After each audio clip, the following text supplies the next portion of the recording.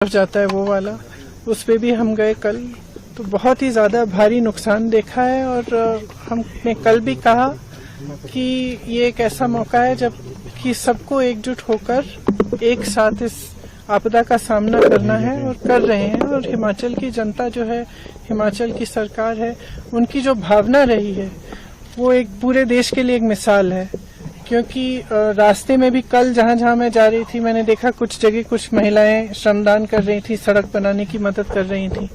आगे गए कुछ छोटे छोटे व्यापारी थे, उन्होंने चेक्स दिए, चंदा दिया कि जिनका नुकसान हुआ है उनकी मदद हो जाए, जबकि उनका खुद का नुकसान हुआ था।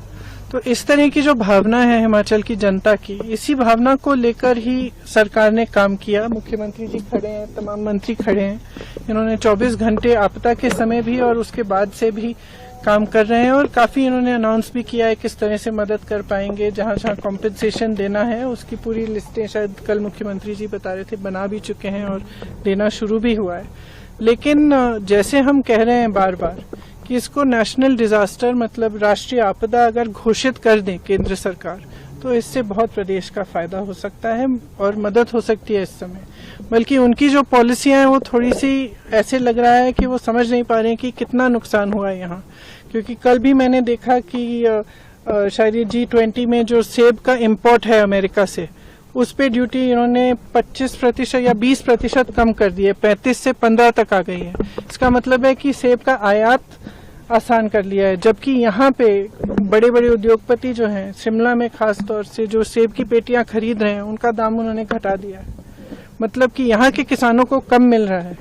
आपदा से वैसे भी नुकसान हुआ है, उनकी मदद करने के बजाय आप अमेरिका के किसानों की मदद कर रहे हैं। तो ये बातें हमें समझ में नहीं आ रही हैं और हम चाहते हैं कि केंद्र की सरकार, प्रधानमंत्री जी थोड़ा गौर करें, यहाँ देखें कि किस तरह से मदद कर सकते हैं, खासतौर से जिनका नुकसान हुआ है। अगर इसको नेशनल डिजास्टर घोषित कर दिया जाए तो बहुत सुविधा हो सकती है जिनका नुकसान हुआ है। स्पेशल सेशन हो रहा है पार्लियामेंट का, will you be taking up this issue? The Congress party will it be taking in the parliament?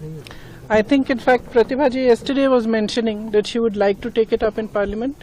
We don't know what the special session will be about, whether they will allow these issues to come up.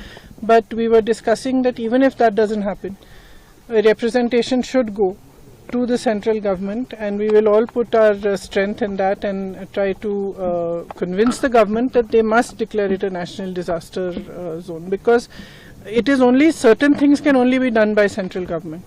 The national highway, for example, that is in a bad condition, that can only be fixed by the National Highway Authority. And there are many other things that are in the prerogative of the central government. And this is not a time, कल भी मैंने कहा, ये कोई समय नहीं है कि ना हमें राजनीति करनी है इस पे, और मेरे ख्याल से मुझे नहीं लगता कि कोई और भी करना चाहेगा। इस समय ये समय नहीं है कि